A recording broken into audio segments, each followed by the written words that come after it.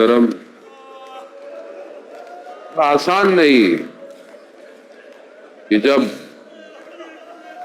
دروازے کو آگ لگائی گئی، در و دیوار میں وہ خاتون آ گئی، نہ جانے کس زور اور طاقت کے ساتھ جلتا ہوا دروازہ اس پر گرایا گیا۔ وقت گزر گیا، سلام میں مصیبتیں آپ پڑھتے رہتے ہیں۔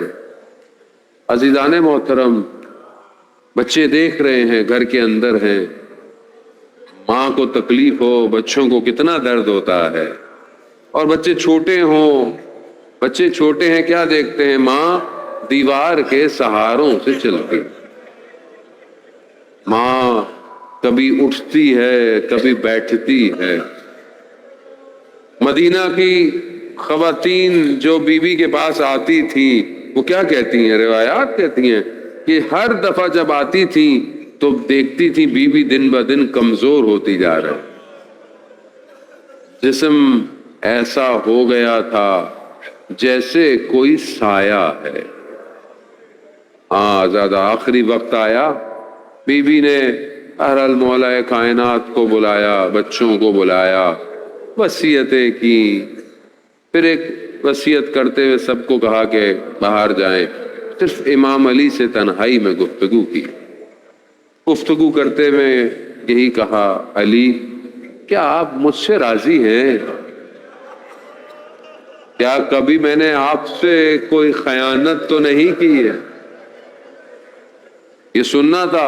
امام علی کی آنکھوں میں آنسو آئے، جیسے ہی آنسو آئے بی بی نے اپنے بازوؤں کو آنسوؤں کی طرف کیا۔ مولا پوچھتے ہیں یہ کیا کر رہی ہیں؟ کہا میں نے بابا سے سنا ہے کہ مظلوم کے آنکھوں کے آنسو زخموں کو شفا دیتے ہیں۔ نہ جانے کون سے زخم ہیں عزیزان محترم، بس وصیتیں کہ مجھے رات کو غسل دینا، مجھے رات کو کفن دینا، مجھے رات کو دفنا۔ دن گزرے، ایک دن آیا، بی بی نے بچوں کو نہلایا، ان کے سروں پر کنگھیاں کی، ان کے لیے اپنے ہاتھ سے روٹیاں بنائی، بچے خوش ہو گئے، آج ہماری ماں بہتر ہو گئی۔ بچے گھر سے چلے گئے۔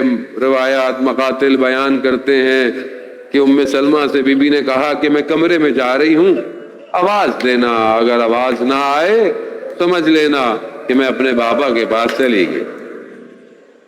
بس عزیزان محترم تصور کریں کہ چھوٹے چھوٹے بچے گھر آئے، انہوں نے اپنی ماں کا پوچھا، کہا ماں سو رہی ہے، کہا یہ وقت نہیں ہماری ماں کے سونے کا۔ لیکن جیسے خبر ملی بچے دوڑتے ہوئے مسجد پہنچے، وہ علی جسے کوئی چیز ہلا نہیں سکتی، جب یہ خبر سنی تو چہرے کے بل زمین پر آئے۔ اور کیوں نہ آتے؟ خود امام علی کہتے ہیں کہ جب میں فاطمہ کے چہرے کو دیکھتا تھا تو میرے سارے غم دور ہو جاتے تھے۔ عزیزان محترم، رات کی تاریکی میں غسل دیا گیا، بچے کپڑوں کو دانتوں میں دبائے بیٹھے ہیں کہ کہیں رونے کی آواز مدینہ والوں کے کانوں میں نہ جائے، لیکن ایسے میں علی کی چیخ بلند ہوتی ہے۔ کہا کہ مولا آپ کیوں گریہ کر رہے ہیں؟ کہا فاطمہ اپنے نہ جانے کون کون سے زخم چھپا کے رکھتی تھی، غسل، کفن، آخری وقت دیدار آیا، بچے ماں پہ لپٹنا چاہتے ہیں، امام حسین نہیں آتے۔ کہا کہ جب تک ماں مجھے بلائے گی نہیں میں ماں کے پاس نہیں آؤں۔ ماں کے ہاتھ بلند ہوتے ہیں، امام حسین گریا، اتنا گریا کہ آواز آتی ہے علی بچوں کو ہٹا لو، عرش پہ کوہرام مچ رہا ہے۔ میں کہوں گا امیر المومنین یہ تو آپ کا گھر ہے، آپ کے بچے ہیں، لیکن کربلا میں ایک دن آئے گا آپ کا حسین بھوکا اور پیاسا دشت کربلا پر ہوگا، اور ایک چھوٹی سی بیٹی باپ کے بدن پہ آئے گی، کوئی آواز نہیں آئے گی، کوئی شور کوئی غل نہیں ہوگا، بلکہ تماچوں سے ہٹایا جائے۔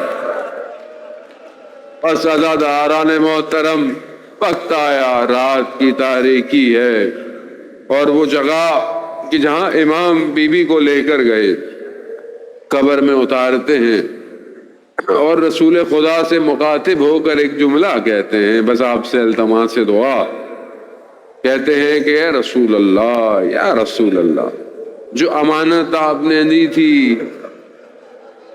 وہ واپس دینے آیا، لیکن یا رسول اللہ امانت ویسی نہیں رہی جیسی چھوڑ کر گئے۔ چہرے پر کبود کا نشان ہے، ہاتھوں میں زخموں کے نشان، پسلیاں ٹوٹی ہوئی ہے۔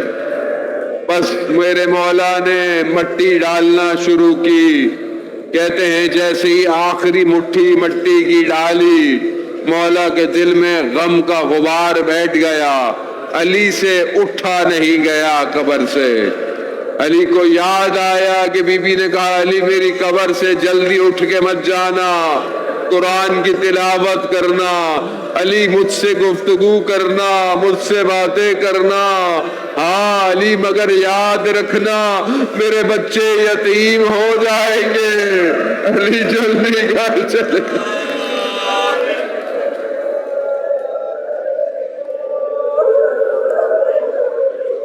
الا لعنت اللہ علی القوم الظالمین وسیعلم الذین ظلموا ای منقلب ینقلبون۔ پروردگار تجھے واسطہ ان اشکبار آنکھوں کا، تجھے واسطہ سیدہ سلام اللہ علیہا کہ ان نالوں کا پروردگار امام زمانہ کے ظہور میں تعجیل عطا فرما، ہمیں ان کے ناصروں ان کے مددگاروں میں شمار فرما، حاضرین میں جو بیٹھے ان کی تمام جائز خواہشات کو پورا فرما۔